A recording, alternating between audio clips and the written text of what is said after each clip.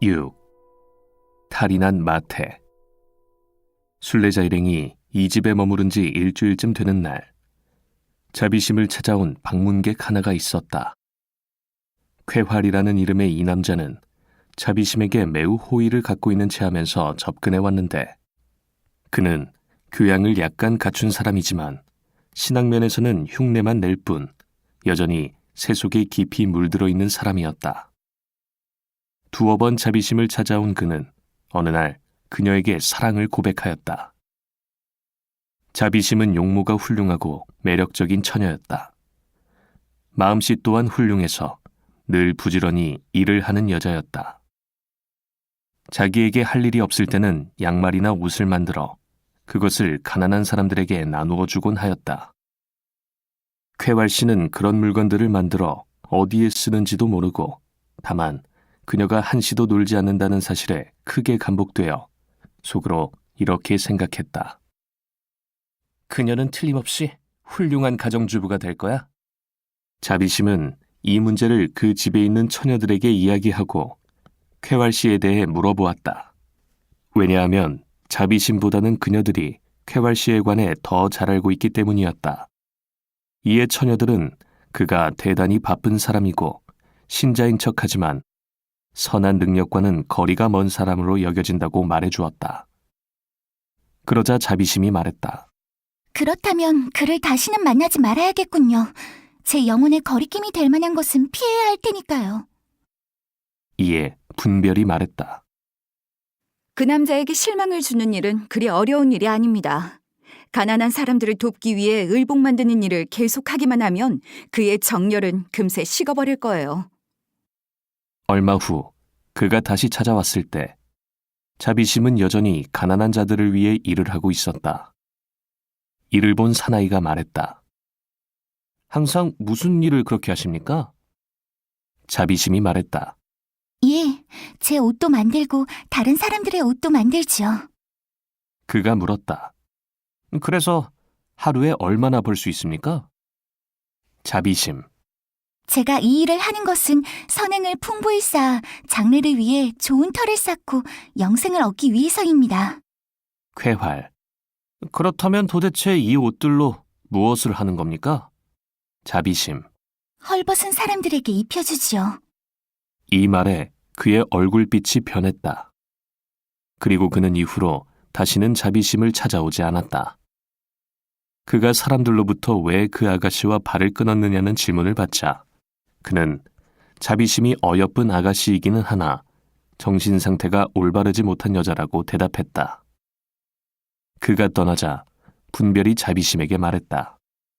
쾌활 씨가 곧 당신을 버릴 거라고 제가 말했죠? 예, 그는 틀림없이 사람들에게 당신에 대한 험담을 퍼뜨리고 다닐 거예요. 그는 신앙을 가진 척하고 자비심을 사랑하는 것처럼 보이지만 당신과 그는 성격이 전혀 달라서 함께 화합할 수 없다고 믿어져요. 자비심. 아무에게도 말은 안 했지만 예전에도 저는 청혼을 여러 번 받았죠. 그 남자들도 제 성품에 대해서는 아무 허물도 발견하지 못했지만 제 마음의 상태를 좋아하지 않았어요. 그래서 그들은 저와 결합할 수 없었죠. 분별. 지금 시대의 자비심이라는 건 이름뿐이지 별로 소중히 여겨지지 않아요. 당신과 같은 정신으로 계속해서 자비를 실천해 나가는 사람은 참으로 드물어요. 자비심. 만약 아무도 날 맞이하지 않는다면 저는 평생 처녀로 살다 죽든지 아니면 내 정신을 남편으로 모시고 살겠어요. 전 결코 제 본성을 바꿀 수 없으니까요. 이런 면에서 저와 성질이 어긋나는 사람은 죽을 때까지 결코 남편으로 삼지 않겠어요. 저한테 후덕이라는 이름의 언니가 한 분 있는데 그는 쾌활 씨처럼 야비한 사람과 결혼을 했어요. 그런데 언니가 결혼 후에도 예전처럼 가난한 사람들에게 친절을 베풀자 그 남편은 공공연하게 언니에게 욕설을 퍼붓더니 기어코 언니를 내쫓고 말았죠.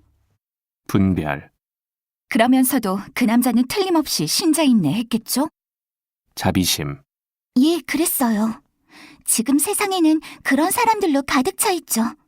하지만 저는 그런 사람들 질색이에요.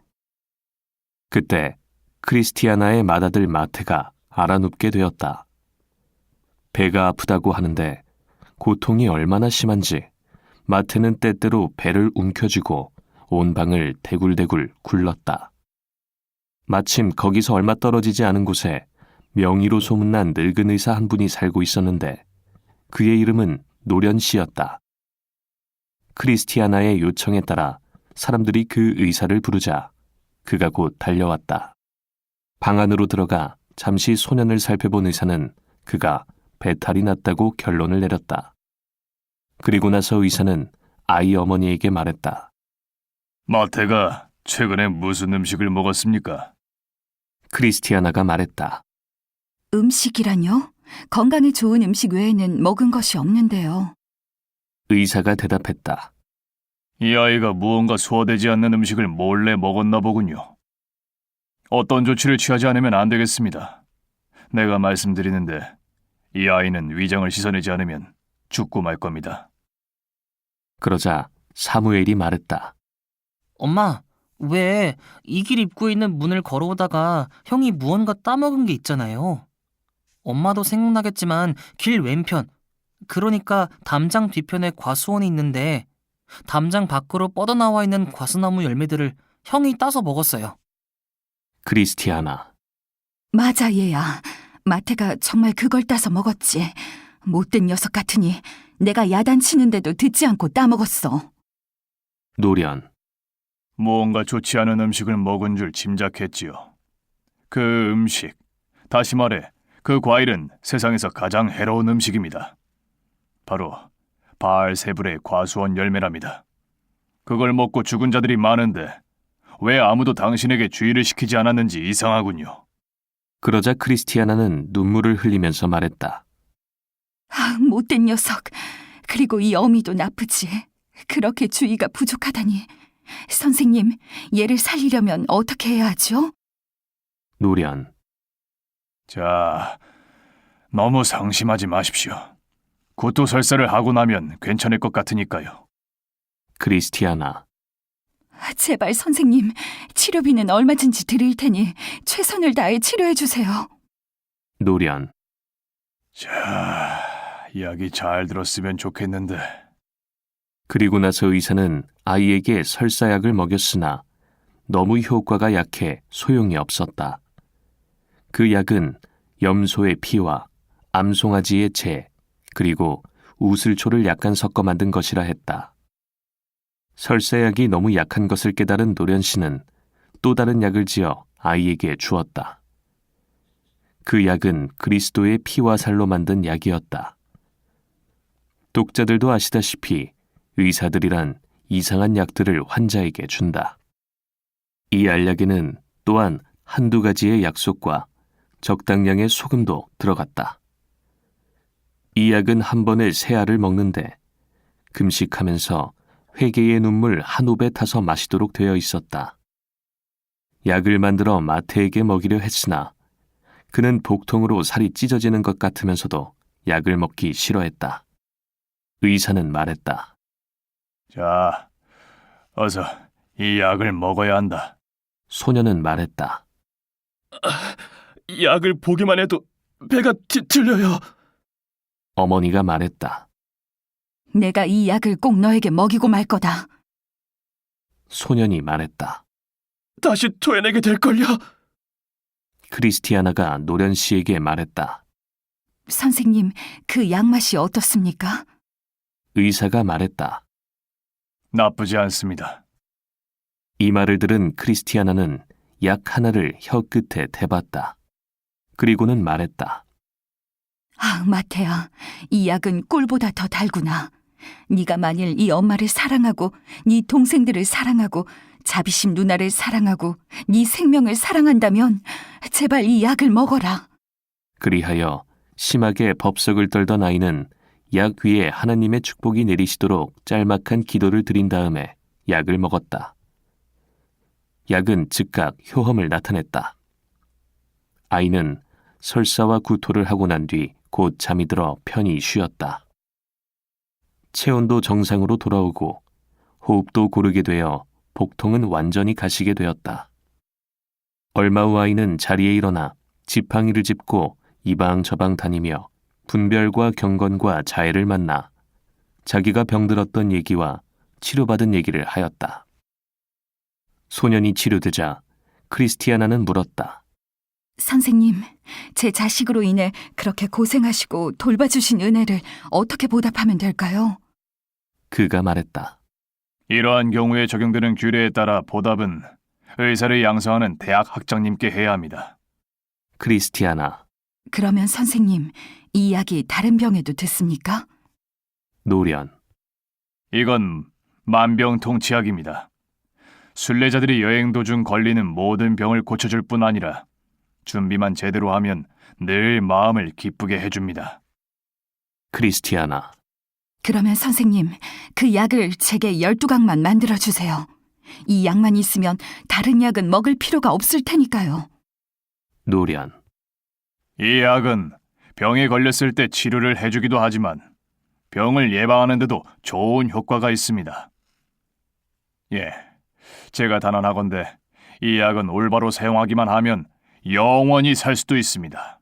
그러나 선하신 크리스티아나 부인, 이 약을 처방대로 먹어야지 달리 복용했다가는 아무 효험도 못 볼 것입니다. 그리고 나서 의사는 크리스티아나 자신과 아이들, 그리고 자비심이 먹을 약을 주고는 마태에게 앞으로는 풋과일을 먹지 말도록 주의를 시킨 후 그에게 입맞추고 돌아갔다. 앞에서 언급하였듯이 분별은 아이들에게 무엇이든지 유익이 될 만하다 싶으면 다 대답을 해줄 테니 사양 말고 질문하라고 말한 적이 있었다. 그래서 병에 걸렸던 마태가 그녀에게 물었다. 제게 약은 우리 입에 쓰는데 그 이유가 무엇인가요? 분별. 그건 하나님의 말씀과 그 효험이 육신적 마음에는 기쁘지 못하다는 사실을 보여주는 거지. 마태. 약이 몸에 좋다고 하면서 왜 구토와 설사를 일으키는 거죠? 분별. 그건 하나님의 말씀이 효험을 나타낼 때 인간의 마음과 생각을 씻어준다는 사실을 보여주는 거야. 약이 육체를 깨끗하게 해주듯이 하나님의 말씀은 영혼을 깨끗하게 해준단다. 마태. 불꽃이 위로 올라가고 태양광선과 그 따뜻한 기운이 아래로 내려오는 것을 볼 때 우리가 배울 점은 무엇인가요? 분별. 불꽃이 위로 올라가는 것을 통해 우리는 하늘에 오르려면 뜨겁고 열렬한 갈망이 있어야 함을 배울 수 있지. 그리고 태양이 온기와 광선과 부드러운 영향력을 아래로 보내주는 것을 통해 우리는 세상의 구세주께서 비록 높이 계시기는 하나 낮은 우리에게 그의 은혜와 사랑을 충분히 내려주신다는 사실을 배울 수 있단다. 마태. 구름은 수분을 어디서 얻지요? 분별. 바다로부터 얻지. 마태. 우리는 거기서 무엇을 배울 수 있나요? 분별. 성직자들은 그들의 교리를 하나님으로부터 받아야 한다는 거지. 마태. 구름은 왜 땅 위에 자신을 쏟아붓나요? 분별. 성직자들은 하나님에 관해 알고 있는 것을 모두 세상에 전해야 한다는 것을 보여주기 위해서야. 마태. 태양에 의해 무지개가 생기는 이유는 뭐죠? 분별. 그건 하나님의 은혜의 언약이 그리스도 안에서 우리에게 확실히 이행되는 것을 보여주기 위해서야. 마태. 바닷물이 육지로 스며들어와 샘이 되어 나오는 이유는 뭐예요? 분별. 하나님의 은혜가 그리스도의 몸을 통해 우리에게 임하는 것을 보여주기 위해서지. 마태. 어떤 샘은 높은 산 꼭대기에서 솟아나오는데 그건 무슨 이유지요? 분별. 이는 은혜의 영이 낮고 천한 사람들 안에서 솟아날 뿐 아니라 높고 권세 있는 사람들 안에서도 솟아난다는 사실을 보여주기 위해서야. 마태. 왜 불꽃은 초의 심지에 꼭 붙어 있지요? 분별. 그건 은혜가 마음에 불을 붙이지 않으면 우리 안에 진정한 생명의 빛이 있을 수 없음을 보여주기 위해서야.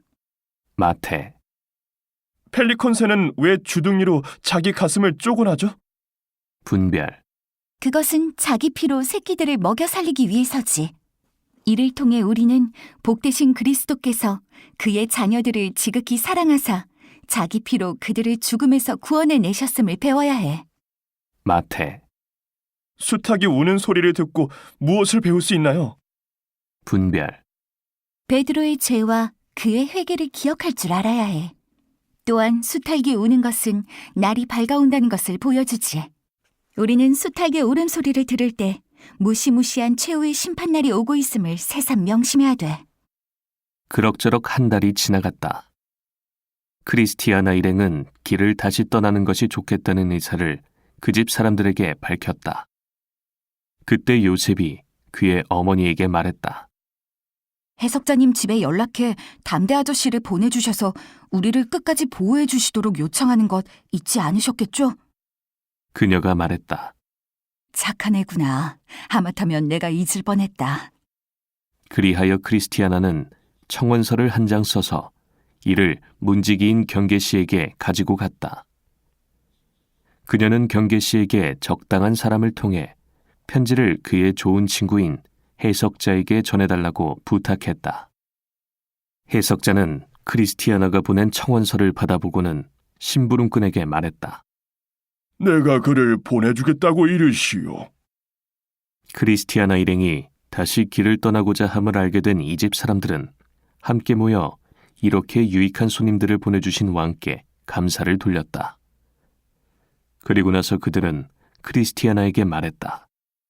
순례자들에게 의뢰 구경시켜드리는 것이 있는데 지금 구경하지 않으시겠습니까? 길을 가면서 그에 관해 묵상을 할 수 있을 것입니다. 이리하여 그들은 크리스티아나와 아이들과 자비심을 벽장으로 데리고 가서 사과 하나를 보여주었다. 그 사과는 하와가 먹고 그 남편에게도 주었다가 둘 다 낙원에서 쫓겨났던 문제의 열매였다. 그들은 크리스티아나에게 열매를 보니 무슨 생각이 드느냐고 물었다. 크리스티아나가 대답했다. 이것이 음식인지 독인지 분간할 수가 없네요.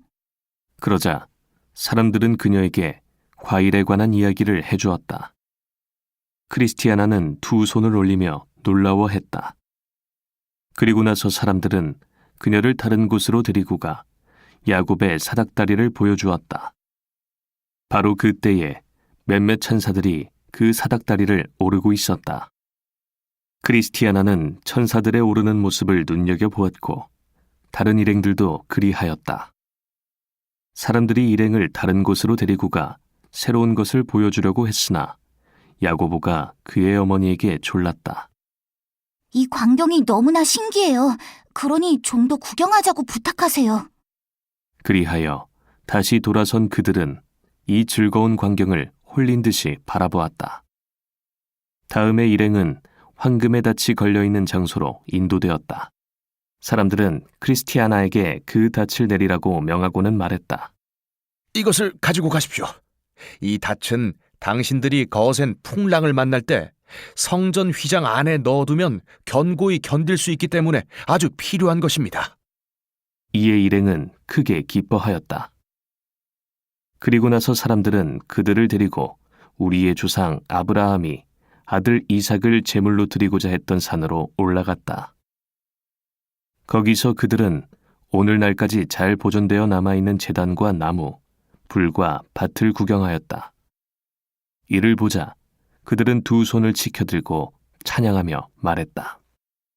아, 아브라함은 자기 주인을 극진히 사랑하고 자신은 철저히 부인한 사람이로다. 이런 것들을 다 구경시키고 나서 분별은 일행을 식당으로 데리고 갔다. 거기에는 훌륭한 풍금이 한데 놓여 있었는데 분별은 그것을 연주하면서 지금까지 크리스티아나 일행에게 보여주었던 것을 다음과 같이 아름다운 노래로 바꾸어 불렀다. 하와의 사과를 당신들께 보였으니 이를 깨닫고 삼가세요. 천사들이 오르내리는 야곱의 사닥다리도 보았고 닷도 받았죠. 그러나 여기서 만족하지는 마세요. 아브라함처럼 가장 사랑하는 것을 제물로 바치기 전까지는. 이때 밖에서 누가 문을 두드렸다. 문지기가 문을 열고 보니 담대 씨가 있었다. 그가 방 안으로 들어오자 모두들 기뻐 어쩔 줄을 몰랐다. 이는 얼마 전 그가 늙은 거인, 곧 피 흘리는 자인 잔인을 죽이고 사저로부터 그들을 구해준 일이 새삼 생각났기 때문이었다. 담대 씨가 크리스티아나와 자비심에게 말했다. 제 주인님께서 두 분께 따로따로 포도주 한 병과 볶은 곡식 얼마와 석류 한 쌍을 보내셨습니다. 그리고 아이들에게는 무화과 열매와 건포도를 보내셨습니다. 이것들로 여행 중에 피로를 풀라고 하셨어요.